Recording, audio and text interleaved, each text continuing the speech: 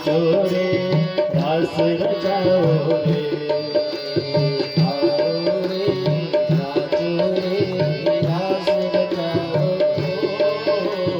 आओ रे कान्हा रे रास रचाओ रे।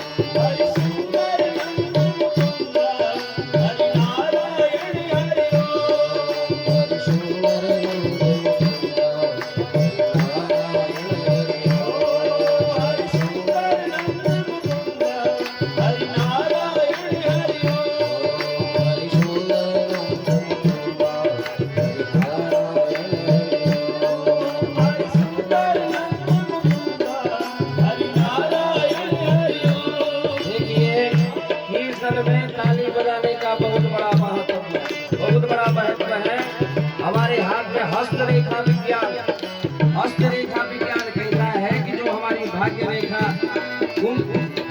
कर्म रेखा, शनि की रेखा, राहु की रेखा, मंगल की रेखा, सारी रेखाएं ताली पीटने से कीर्तन में वो रेखाएं भी सुधर जाती हैं महाराज। और परमात्मा कथा में जरूर आते हैं। हनुमान जी तो अदृश्य रूप में हमेशा बनी रहती है और देखते हैं कौन व्यक्ति ताली पीट रहा है कौन नहीं पीट रहा है। तो परमात्मा सोचते हैं मैंने बड़ी गलती करी कि इसको 2 हाथ दे दिए, अब आगे के जन्म में अगले जन्म में ऐसी गलती कभी नहीं करूंगा, बल्कि 2 हाथों की जगह 2 पांवों को दे दूंगा। बोल लक्ष्मी नारायण भगवान की। हरि सुंदर मंगल मुकुंदा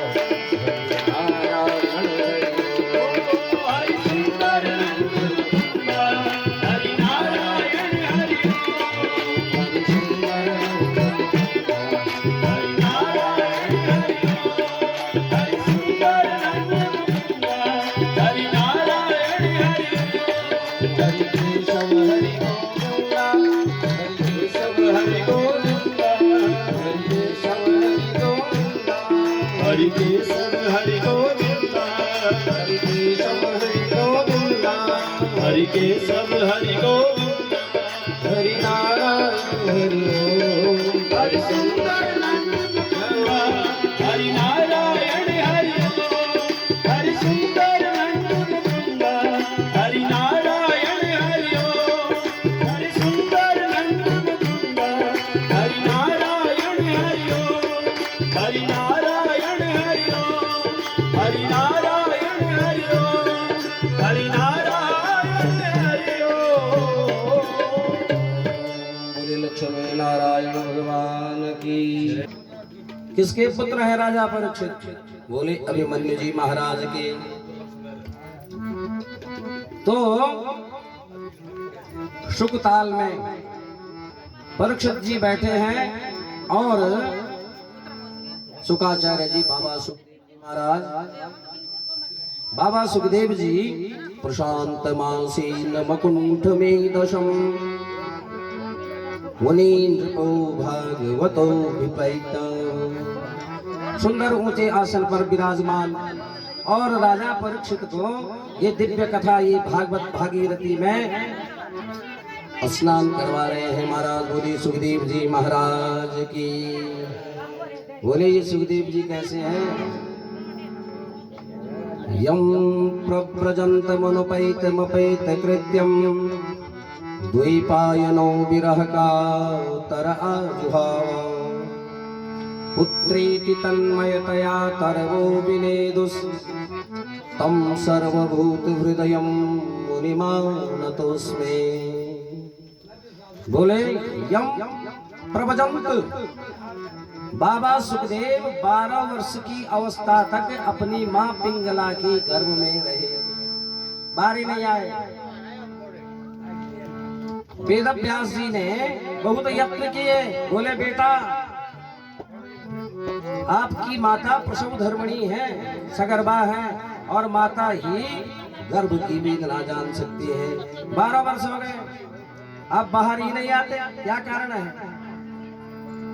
सुखदेव जी कहते हैं कि है पिताजी, बाहर आता हूं तो माया की डर से नहीं आ रहा हूं। जन्म लूंगा तो माया पकड़ेगी, और माया पकड़ेगी तो हरि का चिंतन नहीं होगा। परमात्मा के लिए हमारे पास टाइम ही नहीं बचेगा, समय ही नहीं बचेगा। देखिए, हमारा समय, हमारा जो प्रेम है परमात्मा के प्रति नहीं लग सकता, लगाना पड़ता है, अभ्यास करना पड़ता है। अभ्यासेन तो कौन्तेयं वैराग्यं च गृह्यते, गीता का सूत्र है कि बिना अभ्यास के कोई भी वस्तु में प्रवीणता नहीं हो सकती। तो बोले कि माया लगेगी, भगवान के प्रति प्रेम उत्पन्न नहीं होगा। और हम तो गृहस्थ हैं महाराज, 50% प्रेम तो पत्नी का भाग में चले जाता है, और बचा हुआ 50% प्रेम जो है, 25% जो हमारा प्रेम है वो बच्चों पर लग जाता है, और बचा कुचा जो 25% है वो अपने पर, अपने शरीर पर। आज सिर दर्द हो गया, कल कमर दर्द हो गया, परसों ये हो गया, और अपनी मान प्रतिष्ठा सम्मान पर। भगवान के लिए हमारे पास प्रेम ही नहीं बचता। तो कहने का भाव क्या है? कुछ न कुछ कम से कम 5% प्रेम परमात्मा के लिए भी होना चाहिए, तभी हमारा ये मानुष जीवन सफल होगा। अन्यथा तो करिष्यामि करिष्यामि करिष्यामि इति चिंतये, मरिष्यामि मरिष्यामि मरिष्यामि इति विस्मरे। अरे करिष्यामि करिष्यामि, ये करूंगा वो करूंगा, अभी ये नहीं किया, मकान नहीं बनाया, कार नहीं खरीदी, ये नहीं किया, वो नहीं किया, करिष्यामि करिष्यामि, केवल हम करूंगा करूंगा करूंगा का ही चिंतन करते रहते हैं। करूंगा करूंगा, और उस करूंगा करूंगा में मरिष्यामि मरिष्यामि मरिष्यामि इति विस्मरे। करूंगा करूंगा मैं मरूंगा मरूंगा भूल जाते हैं। एक सेठ थे महाराज, और रात्रिकाल का समय था, अपनी पत्नी के साथ बैठे थे। तो सेठ जी कह रहे थे, मंत्रणा कर रहे हैं पत्नी से, धर्मपत्नी से, कि ऐसा करते हैं कि हाई ओवर पर जमीन बिक रही है। पत्नी ने कहा कि उस जमीन का क्या करेंगे? बोले वहां फैक्ट्री लगाएंगे। बोले कि फिर क्या होगा फैक्ट्री लगाने से? सेठ जी बोले कि 20,000 कर्मचारी काम करेंगे। बोले फिर कर्मचारी काम करने से क्या होगा? बोले लाखों का टर्नओवर होगा एक दिन में। बोले उस लाखों पैसा कमाने पर फिर क्या होगा आगे? बोले आगे क्या होना है? सुबह का नाश्ता दिल्ली होगा, दिन का भोजन मुंबई होगा, और रात्रिकाल का भोजन चेन्नई में होगा। और ऐसा कहते कहते अटैक पड़ा और सेठ जी हो गए। हरिओम तत्सत गोविंदाय नमः। तो करिष्यामि करिष्यामि करिष्यामि इति चिंतये, मरिष्यामि मरिष्यामि मरिष्यामि विस्मरे। करूंगा करूंगा में हम भूल जाते हैं, एक दिन हमने ये संसार छोड़ के भी जाना है, और कुछ साथ जाने वाला नहीं है। और आज तक के इतिहास में किसी के साथ कुछ गया ही नहीं। जो हमने नंगे आए नंगे जाना है महाराज। वह माता के गर्भ से भी कुछ नहीं लाए, और नहीं यहाँ से जो उत्पन्न किया, जो प्राप्त किया, यहीं से किया। और जो छोड़ना, जो वो प्राप्त किया, जो यहाँ इस धरती से, इस धरा धाम से, वो भी सब यहीं छूट जाएगा। और खाली हाथ आए खाली हाथ जाना है। केवल साथ कौन जाएगा? कल भी कथा में प्रसंग आया था कि धर्म ही साथ जाएगा, प्रभु नाम का स्मरण ही साथ जाएगा। कि एक याद करें, परमात्मा का स्मरण करते रहे प्रत्येक दिन। और दूसरा क्या? मौत का भी स्मरण करते रहे, मृत्यु का भी स्मरण करते रहे। स्मरण करने का भाव क्या है? बोले याद रखें कि एक दिन मरना है। और हमें विश्वास ही नहीं होता और सोचते हैं कि मुश्किल मरूंगा मैं तो शायद जी लूं। और अपने सामने पता नहीं हमारे सामने कितने चले गए महाराज। मरण धर्मा है हम लोग, इसीलिए इस धराधाम का दूसरा नाम भी है मृत्युलोक। मृत्युलोक क्यों पड़ा इसका नाम, कारण क्या है? बोले यहाँ सब मरण धर्मा है, कोई नहीं बचेगा। जात सही ध्रुव मृत्यु ध्रुवम जन्म मृतस्य च। गीता का सूत्र है कि जो जन्म लेगा उसका मरण अवश्य होगा, और जिसका मरण होगा उसका जन्म भी अवश्य होगा। बोले भागवत भगवान की। गीता सावधान करती है कि दुखालय शाश्वतम, ये संसार क्या है? दुख का आलय है, दुखों का घर है महाराज। तो जब दुखों का घर है तो यहाँ सुख कैसे मिल सकता है? दुखी तो मिलेगा। बोले शंकर भगवान की, भागवत भगवान की जय। और वैसे वेदांतियों का, परमहंसों का, वेदांती जो लोग होते हैं, वेदांत तो बोलता है न संसार में सुख है और न दुख है, दुख भी नहीं सुख भी नहीं। बोले कैसे? हमें तो आभास होता है, प्रतीति होती है, सुख की भी प्रतीति होती है, दुख की भी प्रतीति होती है। हमारे दृश्य में तो सुख भी है और दुख भी है। पर वेदांती बोलते हैं कि नहीं, वेदांत शास्त्र जो हमारे 6 शास्त्र हैं, सांख्य न्याय योग मीमांसा वेदांत वैशेषिक, ये 6 शास्त्र, वेदांत शास्त्र कहता है कि न सुख है और न दुख है महाराज। बोले कैसे? बोले अनुकूल वेदनीयम सुखम और प्रतिकूल वेदनीयम दुखम। ध्यान देंगे समझ में आएगा। बोले अनुकूल वेदनीयम सुखम, अरे मन की हो गई कह करके तो हम उसको सुख मान बैठते हैं।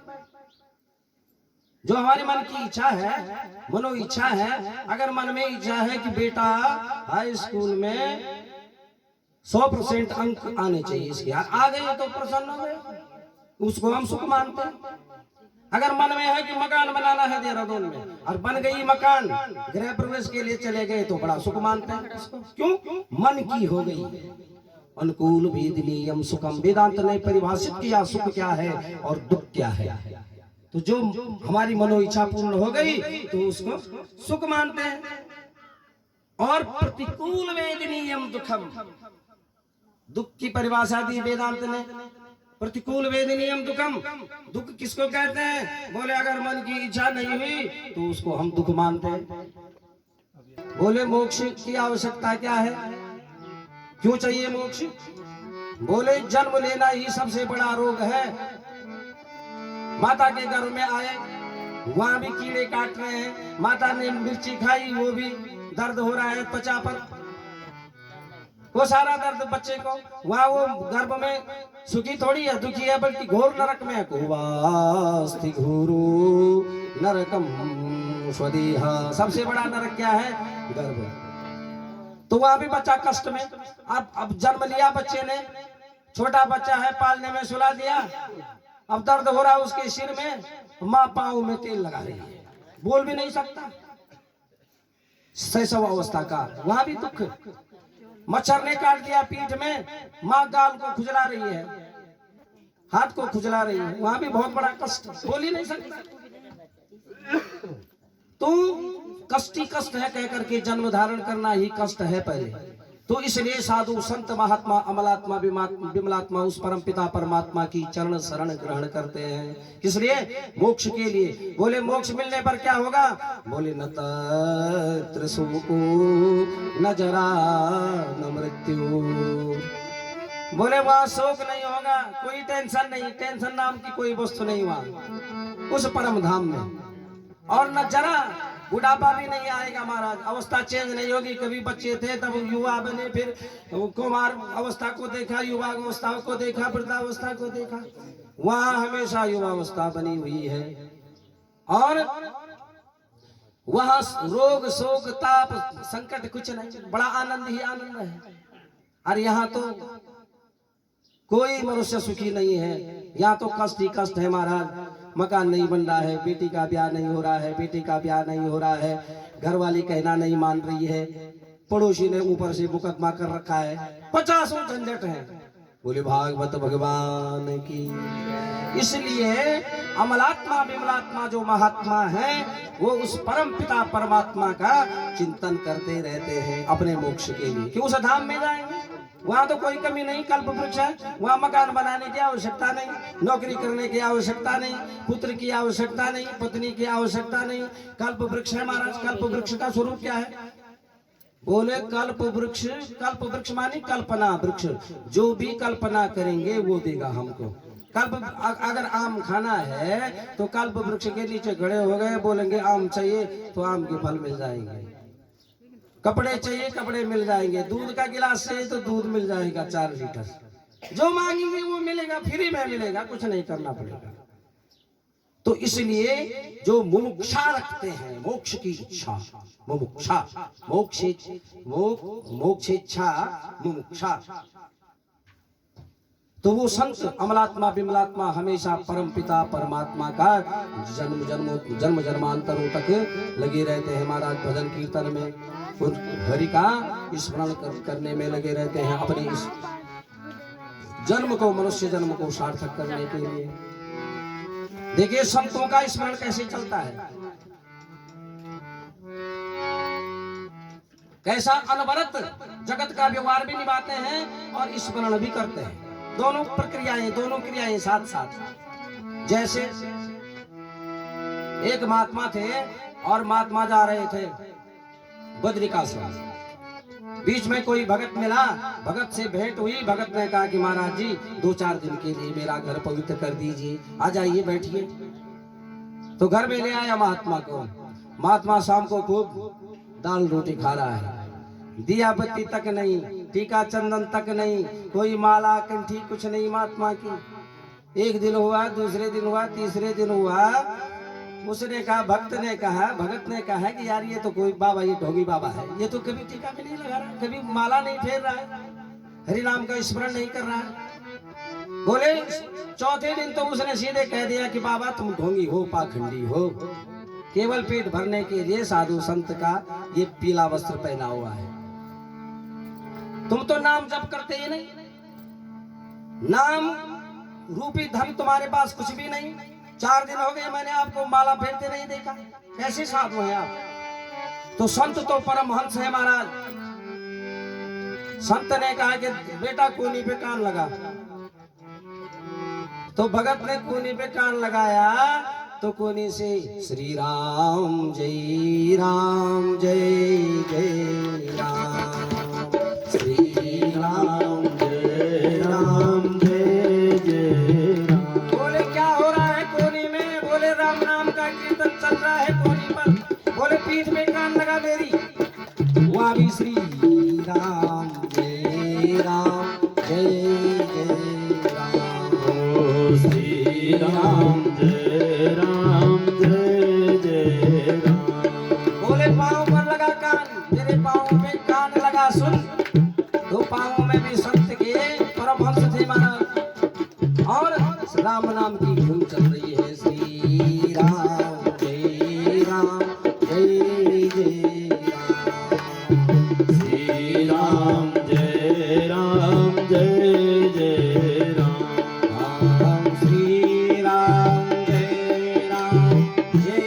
जय राम, ओ श्री राम जय जय राम, श्री राम जय जय राम,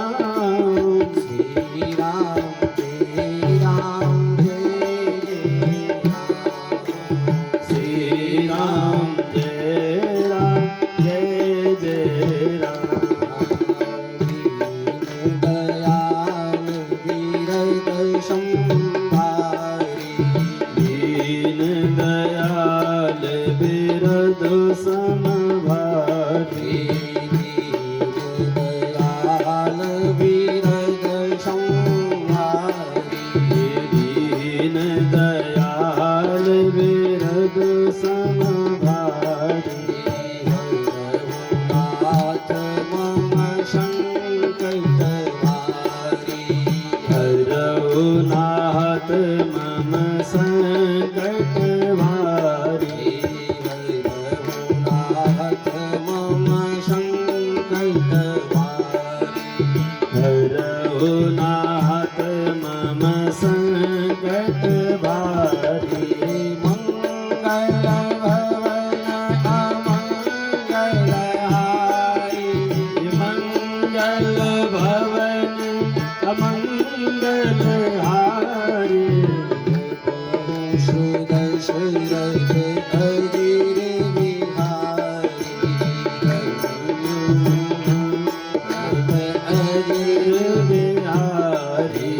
श्री राम जय राम जय जय राम ओ श्री राम जय जय राम राधे श्याम राधे श्याम राधे श्याम हे राधे श्याम राधे श्याम राधे श्याम श्री राम जय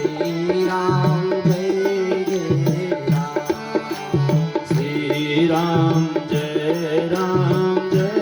जय राम श्री राम जय जय राम श्री राम जय जय राम एकता वश तारी राम एकता पस दिया तारी राम कुमति सुधारी राम को दीनद कुमति सुधारी उल्टा नाम जपत जग जाना उल्टा नाम जपत जग जाना वाल्मीकि भय ब्रह्म समाना वाल्मीकि वै ब्रह्म समाना इसलिए बड़े भाव से श्री राम जय श्री राम जय जय राम राधे श्याम राधे श्याम राधे श्याम राधे श्याम राधे श्याम श्री राम जय राम श्री राम जय जय राम श्री राम जय राम श्री राम जय जय राम श्री राम जय राम श्री राम जय जय राम राधे श्याम राधे श्याम राधे श्याम राधे श्याम राधे श्याम राधे श्याम राधे श्याम राधे श्याम राधे श्याम राधे श्याम राधे श्याम राधे श्याम श्री राम जय हे श्री राम जय जय राम श्री राम जय राम बोले राजा रामचंद्र भगवान की भागवत भगवान की कथा तो महाराज गुड़ की डली के समान है। अंधेरे में खाएंगे तो मीठा और उजाले में भी खाते हैं तो मीठा। बोल लक्ष्मी नारायण भगवान की, भक्तों की भगवान की। तो ऋषभ देव जी अपने 100 पुत्रों को उपदेश दे रहे हैं कि ये शरीर केवल रुपया कमाने की मशीन नहीं, तपो दिव्यम पुत्र का ये न सत्यम है। पुत्रों दिव्य तपस्या करो, परमात्मा की चरण शरण ग्रहण करो और उस गोविंद का गुणानुवाद करो, तब जाकर के मुक्ति मिलेगी। तो इधर से बोले प्रीतिर न यावन मयि वासुदेवी न मुच्यते देह योगी न तावत। जब तक मुझ वासुदेव में प्रीति न हो तब तक मोक्ष नहीं मिल सकता। इधर इस प्रकार से और ऋषभदेव ने आगे जाकर के अवधूत वेश धारण कर दिया, परमात्मा में मन लगा दिया, अपने पुत्रों को राज्यपाठ सौंप दिया। तो ऋषभदेव के सर्वप्रथम पुत्र थे भरत जी महाराज, और भरत जी को इन्हीं भरत के नाम से हमारे देश का नाम भारतवर्ष पड़ा। बोली भारत माता की। पहले क्या था इसका नाम? भागवत के अनुसार अजनाब वर्ष। साफ लिखा है भागवत में कि यहाँ भारत का नाम अजनाभम अजनाभम नाममी तद वर्षम भारत मिति यत आरभ्यम व्यपदिशन्ति। पहले क्या था, अजनाभ वर्षा कह करके। और ये राजा इतने प्रतापी राजा हुए, इतने सदाचारी राजा हुए कि प्रजा ने इतना पसंद किया इन राजा को कि पूरे देश का नाम ही राजा के नाम से नामकरण कर दिया। बोली भरत जी महाराज की, भारत माता की। तो भरत जी ने अपने शासन काल में महाराज बहुत बड़े बड़े यज्ञ किए। और भारत का तो बहुत बड़ा माहात्म्य है। देवता भी, एक प्रसिद्ध श्लोक है, सभी पढ़े लिखे हैं, सबको आता है। गायन्ति देवा किल गीत कानी धन्यास्तुति भारत भूमि भागी स्वर्गाप वर्गास्पद हेतु भूते भुवंति भूय पुरुषा सरस्ता। बोले गायन्ति देवा, अरे मनुष्य ही नहीं, ऋषि ही नहीं, मुनि ही नहीं, बोले देवता भी गान करते हैं भारत भूमि का। ऐसी पुण्यमयी भूमि, देवता भी तरसते हैं भारत भूमि में आने के लिए।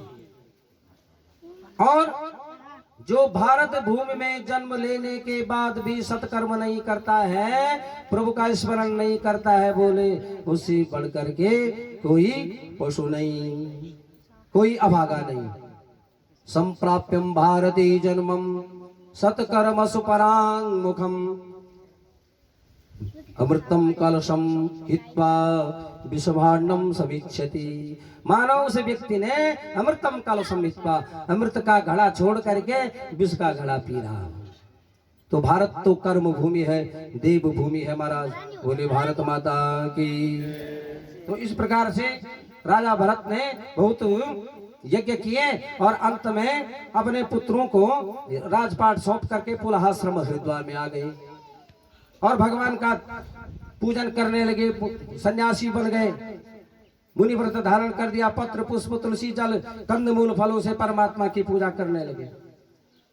तो इधर क्या हुआ, एक दिन देखो परमात्मा को प्राप्त करने के लिए राजा भरत क्या किया, राजा भरत ने राजपाट का त्याग किया कि बहुत हुआ।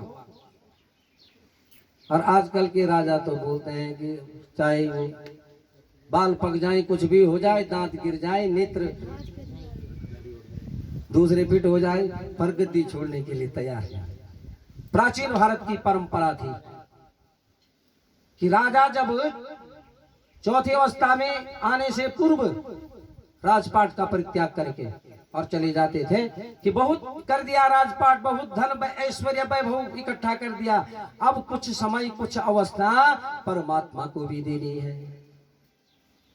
तो जो भरत जी परमात्मा प्राप्ति के लिए, मोक्ष के लिए पुलहाश्रम हरिद्वार में आ गए थे, एक दिन क्या हुआ, नदी में गंगा में स्नान कर रहे थे तो तभी एक मुर्गी आई महाराज। मुर्गी क्या थी, गर्भवती थी। मृगी के पीछे एक भयंकर सिंहराज दौड़ रहे थे। और जब नदी के किनारे पहुंची हिरनी, तो हिरनी को कुछ समझ में नहीं आया मृगी को कि क्या करूं। उसने अनान फनान में नदी की प्रवाह में, धारा में छलांग मार दी और डर के कारण उसके गर्भ से एक मृग का बच्चा उत्पन्न हुआ, जन्म हुआ। तो भरत जी देख रहे थे, भरत जी का हृदय पिघल गया उस दृश्य को देख करके। मृगी तो मर गई, परंतु वो मृग के बच्चे को भरत जी ने दयावश, करुणावश उसको बचा लिया और अपने आश्रम में ले आए। अब तो देखो माया का बड़ा चक्कर है महाराज। जिस भरत ने मोक्ष के लिए साम्राज्य का परित्याग कर दिया था, आज मृग के प्रेम में, मृग की माया में से फंस गए कि ध्यान भी नहीं होने लगा। अब तो उसको केवल मृग की सेवा हो रही है, हरी हरी घास खिलाते, उसको चराने ले जाते, कभी ध्यान में बैठते तो मृग का बच्चा भी प्रेम करने लग गया था।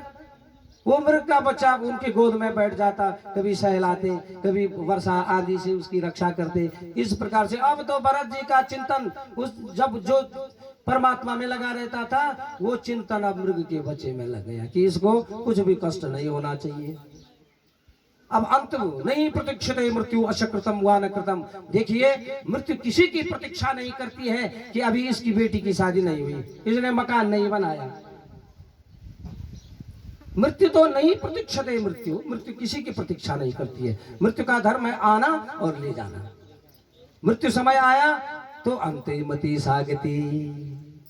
अंतकाल आया भरत जी का, तो भगवान का स्मरण करना था, तो भगवान का स्मरण तो कहां से करते हैं? माया मोह तो मृग के बच्चे में पड़ रखा था।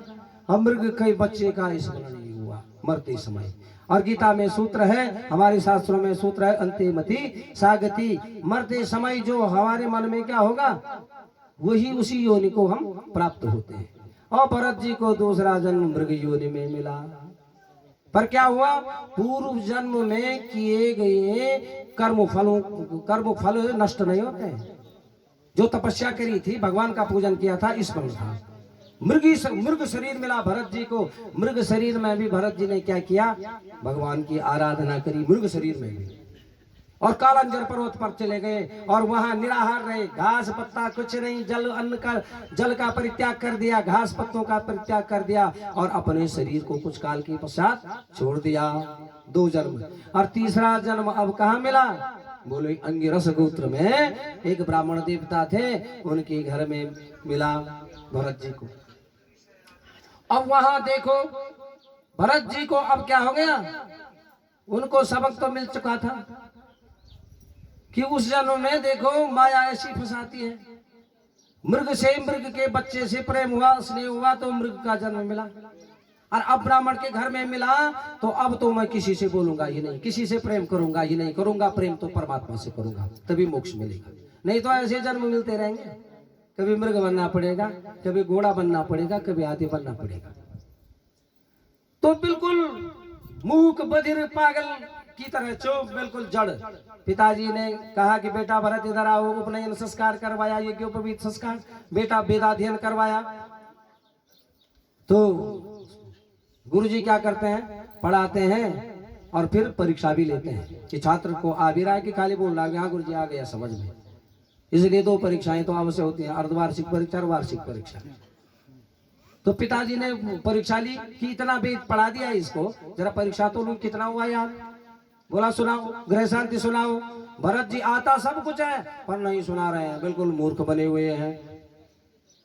सोच रहे हैं भरत जी कि आज गृह शांति रटवा दी, कल पिताजी बोलेंगे सत्यनारायण की व्रत कथा रटो, और फिर मैं अपनी जैसी पंडिताई में लगा देंगे मुझे। भरत जी की तो पंडिताई निराली थी, वो तो प्रभु चिंतन करते थे, मोक्ष के लिए करते थे। बोले फिर पंडिताई करवाएंगे और कुछ नहीं होना होगा, फिर पुनः दूसरा जन्म मिलेगा। और ऐसी पंडिताई कह करके भरत जी की तो विदुषाम यस्य वैदुष्यम मुक्तये न तो भुक्तये।